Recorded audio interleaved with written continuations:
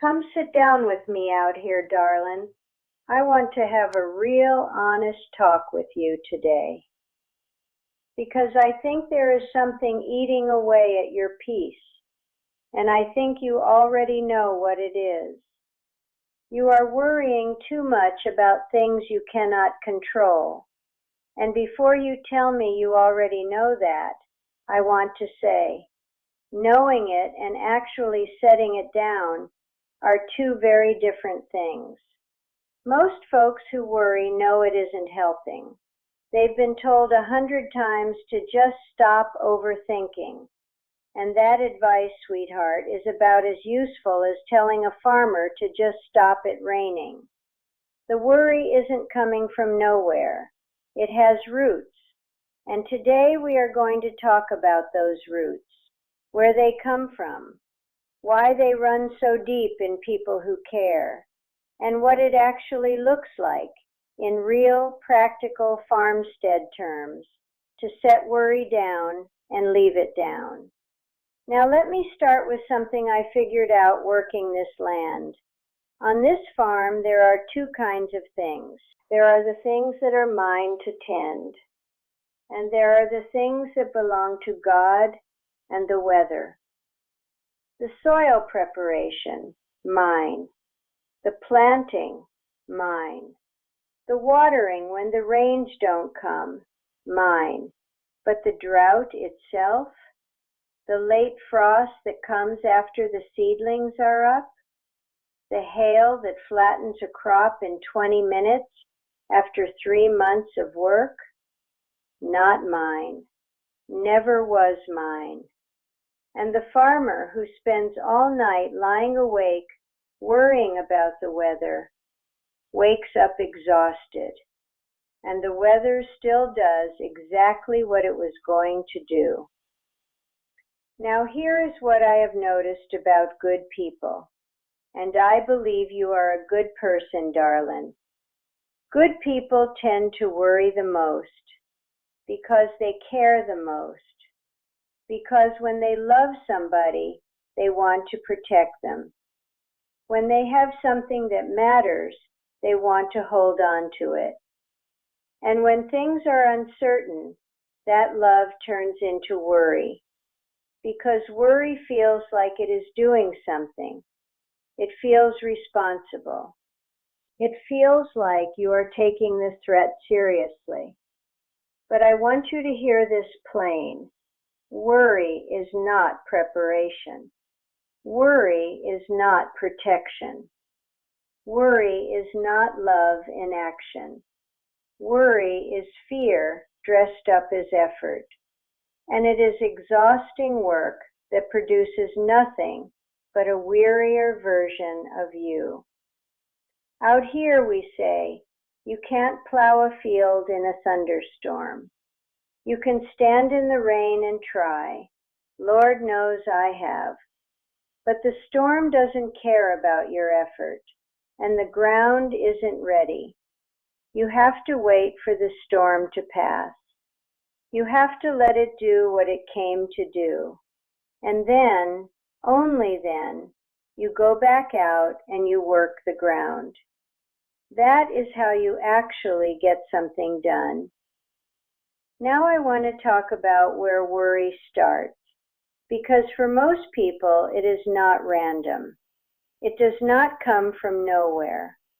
For most folks who carry a heavy load of worry, it started when something went wrong that they were not ready for.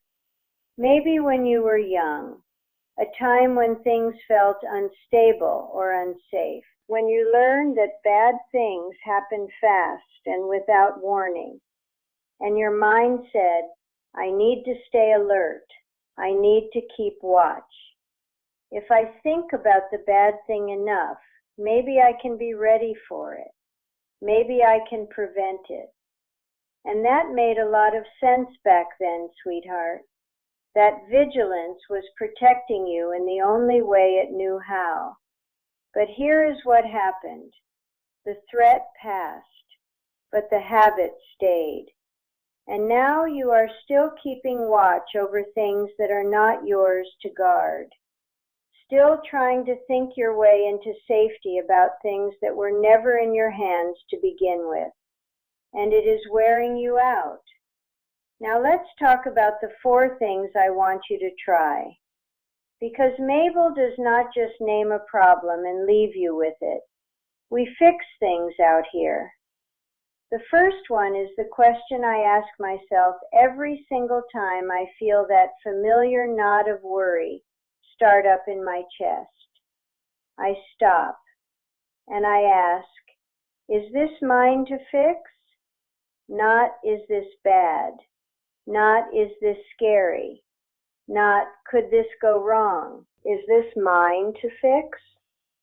If the answer is yes, you put your boots on. You make the call. You have the conversation. You do the work. That is your field. Tend it. But if the answer is no, if this is something that belongs to another person's choices, or to time, or to God, or to the weather, then you set it down. You say quietly inside yourself, this is not my field, and you walk back to your own. That question has saved me more sleepless nights than I can count. The second thing, give your hands something real to do. Out here, when my mind starts running away on me, I go find something to work. I pull weeds. I tend the kitchen garden. I fix a fence post that has been needing it. I give my hands something they can actually change. Because worry lives in the gap between the thinking mind and the working hands. When your hands are busy with something real and useful, there is very little room for the worry to set up camp. Find your version of that, darling. Whatever puts you back in your body and your hands and the present moment. That is where peace lives. Not in the future you're afraid of. Right here, right now, in this task, in this hour. The third thing, talk to whatever you believe in. I am not here to tell you what to believe. That is between you and your own heart. But I will tell you this. There is a reason that every tradition of wisdom in all of human history has some practice of handing your burdens over to something greater than yourself. Not because you are weak, but because you were never designed to carry everything alone. On this farm, when a storm is coming that I cannot stop, I do what I can. I bring the animals in, I secure what I can secure, and then I go inside, and I let the storm be the storm's. There is a particular kind of courage in that, sweetheart. Not the courage of fighting, the courage of release, of saying, I have done what is mine to do, the rest belongs to something bigger, and meaning it. The fourth thing, and this one is the hardest, stop rehearsing the worst case. Our minds are remarkable things. They can imagine futures in vivid detail. And when we worry, we put that gift to work, building the darkest possible version of what might happen. We walk through it again and again. We almost live it before it has happened.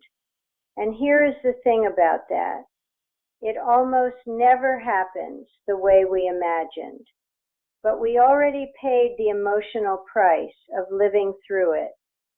We already spent the sleep, the peace, the days on something that may never come.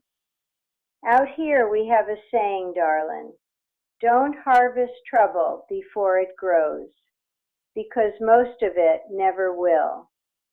The fields you are losing sleep over tonight, most of them will not need you, and the one that does will be handled when it arrives, because you will handle it. You always have. Let me close with this, sweetheart. I have been farming this land through droughts and floods and seasons I wasn't sure I would come out of. And the peace I have now, this quiet, steady peace, did not come from things going right. It came from learning, slowly and imperfectly, what was mine and what was not. The crops in the south field are mine. The weather over them is not. The relationships I tend with honesty and love are mine. What other people do with that love is not. The work I put in today is mine. What tomorrow brings is not. You have a field, darlin. It is yours, and it is enough. And it needs you rested. It needs you present. It needs you free from the storms you were never meant to carry. So go tend your field and let God hold the weather. Now I want to hear from you down in those comments. Tell me this. What is one thing you've been carrying around with worry that you know in your heart was never really yours to fix? You don't have to tell me the detail. Just drop it here if this one found you. I am reading every single one, sweetheart. Every one. You take good care now. Talk soon.